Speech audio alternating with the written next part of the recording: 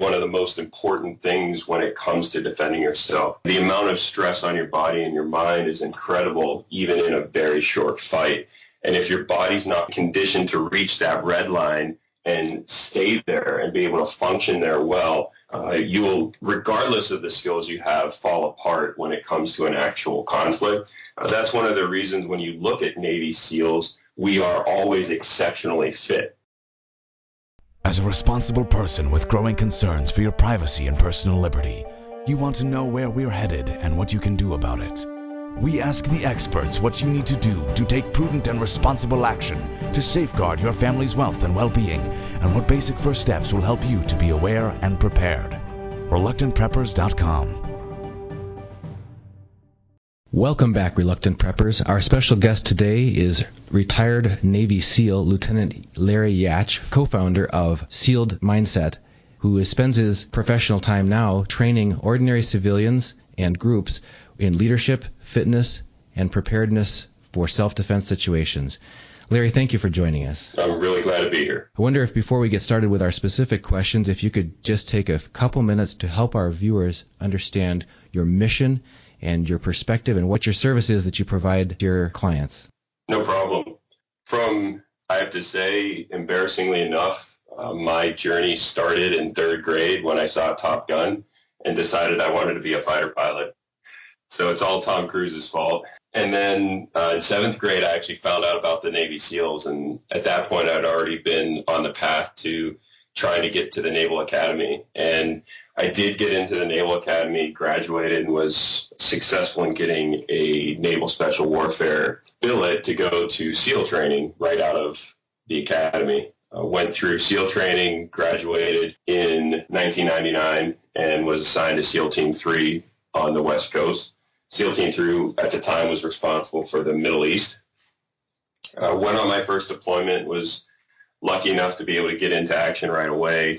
And then when I got home from that deployment, 3 days later, September 11th happened. So obviously being assigned to a team responsible for the Middle East post 9/11 meant that I was very busy for the rest of my career.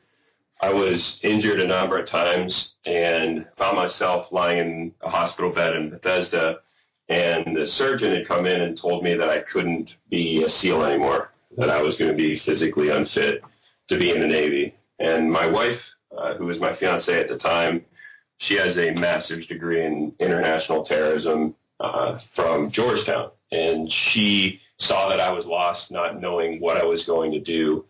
And she knew that I was dedicated to protection, to protecting not only our country, our way of life, but my fellow SEALs. And she knew I would not be fulfilled unless I was doing something along those lines. And so she came up with a concept that if I was able to leverage my experiences and my knowledge of it as an officer in the SEAL teams, use her to help me translate that, we could have the same desired effect of protecting the country, but instead of doing it on the front lines, we do it one person at a time through education. And that was the start of Sealed Mindset. And can you give us a rough idea about how long that's been in place and the types of training that you provide there? Definitely. We've had an evolution in our business. We started in 2000, it would have been 2008.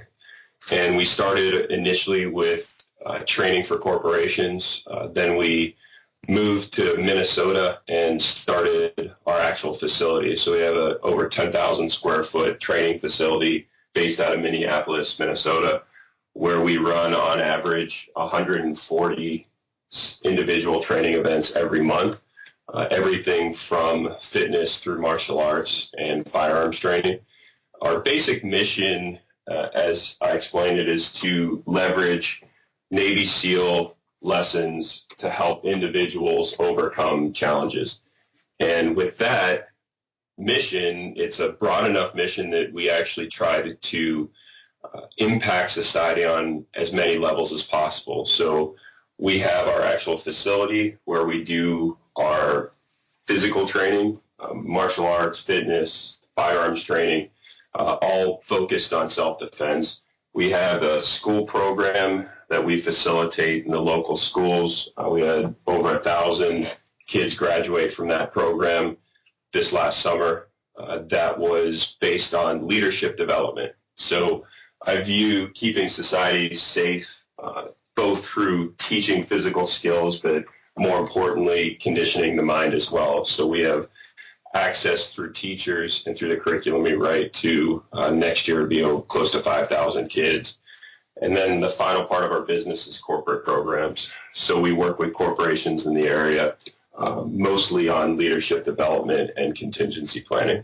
From the standpoint of an individual homeowner, a family leader who wants to make sure that they do the steps that they can do to keep themselves and their spouse and their children and their household safe, what are some of the first few key educational or mindset areas that you approach with people? I believe in what I've found with most of the clients that we work with that are concerned with those areas. We need to help them make a big mindset shift. Most people that are attempting to protect their family, their house, to prepare, find that they focus on things.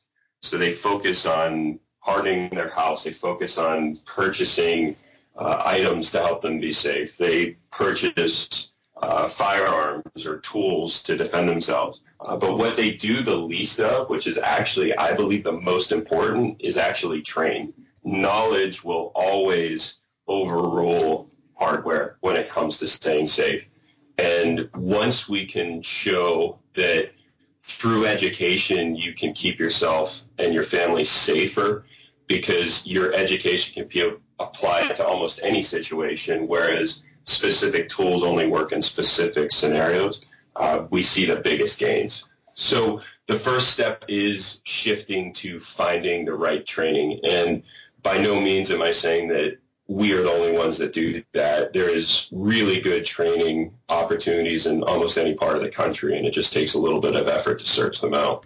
So what types of training are the ones that are top of mind in your approach that you think people should really look at taking on? One of the big ones, and this one is would usually be seen as a little bit less obvious, is physical fitness. Being fit and being functionally fit, being able to do functional work, is going to be one of the most important things when it comes to defending yourself. The amount of stress on your body and your mind is incredible, even in a very short fight. And if your body's not prepared to reach, it isn't conditioned to reach that red line and stay there and be able to function there well, you will, regardless of the skills you have, fall apart when it comes to an actual conflict. That's one of the reasons when you look at Navy SEALs, we are always exceptionally fit.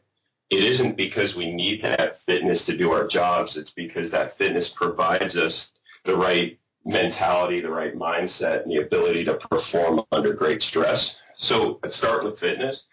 Then from there, going into unarmed self-defense.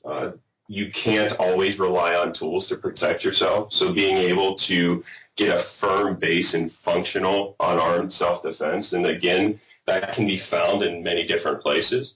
When you're looking for that, make sure that you're not looking at places that provide study in an art form. There's martial arts, and the martial arts is a lot about discipline and history, and those things are great and good to study, but being able to functionally use the work is a different thing. The other one to steer clear of, or at least understand if you're using it, is the sport-based martial arts.